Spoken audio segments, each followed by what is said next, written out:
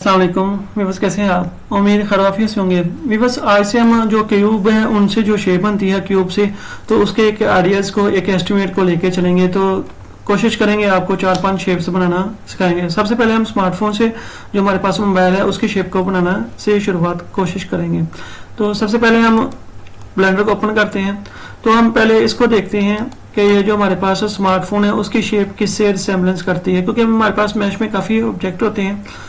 तो हम पहले उसको यहाँ पे ड्रैग कर लेते हैं या रेफरेंस में से उसको इंपोर्ट कर लेते हैं। तो मेरे पास डेस्कटॉप में इसकी वो पड़ा हुआ है iOS में, ये देखें।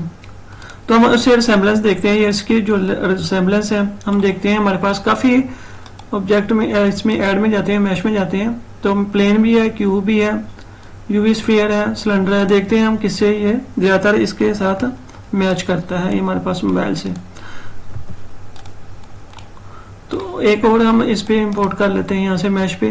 यहाँ पे सिलेंडर मैंने किया, यूवी स्फीयर देखते हैं, ये देखें।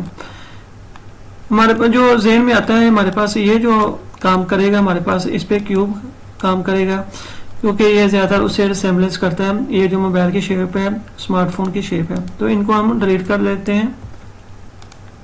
डिलीट करने का मैं तरीका बताया था, कीबोर्ड से आप डिलीट भी दबा सकते हैं, एक्स का बटन भी आपको क्लिक कर सकते हैं, तो वो डिलीट हो जाता है ऑब्जेक्ट वगैरह। इसको वापस हम मूव करते हैं, यहाँ पे रख लेते हैं। इसके अलावा हम इसको ऐड करके हम अब देखते हैं कि इसको हमने उस पर कैसे करना है। अब सबसे पहले हमने ऑब्जेक्ट मोड में, इसको हम एडिट मोड में जाके इसको एडिट करने की कोशिश करेंगे। इसको हम स्केल करने के लिए एस दबाएंगे, कीबोर्ड से एस दबाया। अब वाई क्लिक कर देंगे, साथ ही अब ये वाई की साइड पे छोटा आना शुरू हो जाएगा, ये देखें। तो अब हमें वीवर्स इसकी डेप्थ, हाइट वगैरह, विड्थ वगैरह हमें मोबाइल की चाहिए, तो वो कैसे पता चल जाएगा? उसके हमारे पास जो होता है, इसका ये 5 होता है, इसकी जो 5 इंच होता है लंबाई होती है। तो जो 2.5 इंच है वो इसकी चौड़ाई वगैरह होती है। जो डेप्थ होती है वो 0.3 होती है। एस्टिमेटेड मैं बात कर रहा हूँ, आप रियल लाइफ को देके चलेंगे तो आपको ज़्यादा आइडियाज़ मिल जाएंगे। तो सबसे पहले हम देखते हैं, मैंने एडिट मोड में इसकी स्केल किया। तो यहाँ पे एक सवाल उठता है, ऑब्जेक्ट मोड में भी हम स्केल कर सकते थे, क्यों नहीं किया? तो वीवर्स, सबसे पहले हम एम पैनल खोलते हैं, ये देखें। अगर हम इसको ऑब्जेक्ट मोड में जाके इसको स्केल करते हैं, तो ये जो इसका जो मेंटेनेंस है, इसकी मेंटेन है, पोजीशन है स्केल की और रोटेशन की, ये आपने कोशिश करनी है एडिट मोड में काम करें। अगर आप इसमें ऑब्जेक्ट मोड में करेंगे तो इसकी जो पोजीशन है वो मेंटेन नहीं होगी, यानी कि स्केल की और रोटेशन की जितनी भी वो इसकी, यहाँ पे देखिए एक्स वाई पोजीशन है, ये जो हमारे पास मेंटेन है, ये 0 0 0, यहाँ पे 1 1 1 है, ये मेंटेन होनी चाहिए। लेकिन अगर हम ऑब्जेक्ट मोड में करते हैं तो ये हमें मजीद आगे वो दिक्कत पेश करेगा। उसके लिए 3D मॉडलिंग में हमारे पास इसके काफ़ी मसला मसाइल हो जाएंगे। इसके अलावा मॉडिफायर अगर हम लगाते हैं, या मॉडिफायर के आपको आने वाली वीडियोस में बताएंगे मॉडिफायर क्या है, तो उसमें भी मसला करेगा।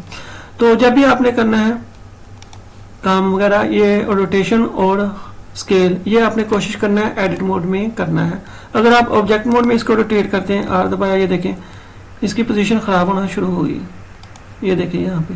अगर फर्स्ट करो हमसे गलती हो जाए, ऑब्जेक्ट मोड में है, तो इसको हम इस गलती को वापस ख़त्म करना चाहते हैं कि हमारे पास पोजीशन मेंटेन हो जाए, रोटेशन वगैरह। तो कंट्रोल ए कीबोर्ड से हम दबाएंगे, तो हमने रोटेशन किया, तो रोटेशन दबाएंगे, ये देखें ये इसकी वो मेंटेन हो गई है हमारे पास प्रॉपर्टी वगैरह। तो जब भी आपने करना है रोटेशन, स्केल वगैरह, आपने एडिट मोड में करना है, कोशिश करनी है। उसका ये होता है, रीज़न ये होती है कि आप उसको ऑब्जेक्ट मोड में लाते हैं तो उसकी जो रोटेशन और स्केल है वो मेंटेन होती है, पोजीशन वगैरह। इसको हम एडिट मोड में जाते हैं। अब मैंने रोटेट, इसको आर दबाया, अब मैं रोटेशन करता हूँ, ये देखें रोटेशन इमीडिएट, ये देखें। अब मैं इसको ऑब्जेक्ट मोड में वापस जाता हूँ, टैब क्लिक करता हूँ कीबोर्ड से, ये देखें यहाँ पे इसकी रोटेशन मेंटेन ही है। तो जब भी आप करें इसको काम, अगर स्केल भी करना है तब भी हम स्केल करके देखते हैं। यहाँ पे इसकी स्केल की 1 1 1 है, तो ये मेंटेन ही पोजीशन रहेगी। अगर हम इसको एडिट मोड में स्केल करते हैं, ये देखें छोटा बड़ा मैंने किया। तो अब ऑब्जेक्ट मोड में जाते हैं, ये देखिए इसकी पोजीशन स्केल की मेंटेन ही है। अगर हम यहाँ पे आके ऐसे दबा के क्लिक करके स्केल को कम ज़्यादा करते हैं, तो ये इसकी पोजीशन ख़राब हो सकती है। एस वाई, ये देखिए अब ये मेंटेन ही है। तो ये मेंटेन का ये मतलब है कि ये सभी पोजीशन इसकी एक्स वाई जेड इक्वल होनी चाहिए एक ही, अगर ऑब्जेक्ट मोड में है। अगर ऐसा नहीं होगा तो हमें ऑब्जेक्ट की जो 3D मॉडलिंग है वो करने में काफ़ी दुश्वारी पेश आएगी। अगर हमसे गलती हो जाए तो कंट्रोल ए कीबोर्ड से क्लिक किया, स्केल को दबाया, तो ये देखिए पोजीशन उनकी जो एक्स वाई जेड है मेंटेन होगी, प्रॉपर्टी वगैरह। तो आपने कोशिश करनी है जब भी काम करना है एडिट मोड में, अगर ऑब्जेक्ट मोड में बाय चांस हो गलती से भी हो जाए तो आपने कंट्रोल ए दबा के अपनी गलती को सुधार लेना है। तो जाते हैं इसको, अब हम नई file new blend file open करके डाउन शेप पे किया, ये हमारे पास क्यूब है।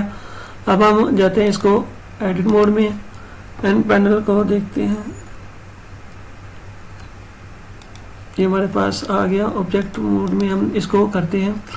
इसमें हम पहले इसको जो रियल लाइफ को देखना है कि हमारे पास जो मोबाइल है उसकी डायमेंशंस क्या है। इसकी डायमेंशंस यहाँ पे शो हो रही है 2 mm। इसको हम कम ज़्यादा भी कर सकते हैं। फर्स्ट को हम 5 क्लिक करते हैं तो ये 5 में कन्वर्ट, ये देखिए हमारे पास 5 हो गया। कंट्रोल Z दबाते हैं, वापस जाते हैं तो हमारे पास जो मोबाइल की शेप है वो हमारे पास Z पोजीशन कितनी होती है, 5 इंच होती है। ये हम रियल लाइफ को देख के हम कर सकते हैं। तो जो X पोजीशन है वो हमारे पास 2.5 इंच होगी, 2.5 इंच भी आप इस यहाँ पे साथ लिख दें, एंटर किया तो ये जो डेप्थ हमारे पास वाई पोजीशन है इसमें 0.3 आएगा, 0.3 इंच, एंटर किया।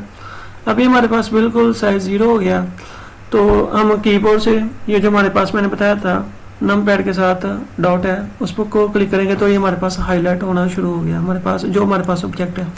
अब ये देखिए हमने ऑब्जेक्ट मोड में किया था इसको, तो हम कंट्रोल ए क्लिक करके हम स्केल को जाएंगे, ये हमारे पास मेंटेन हो गया स्केल वगैरह। डायमेंशन है वही।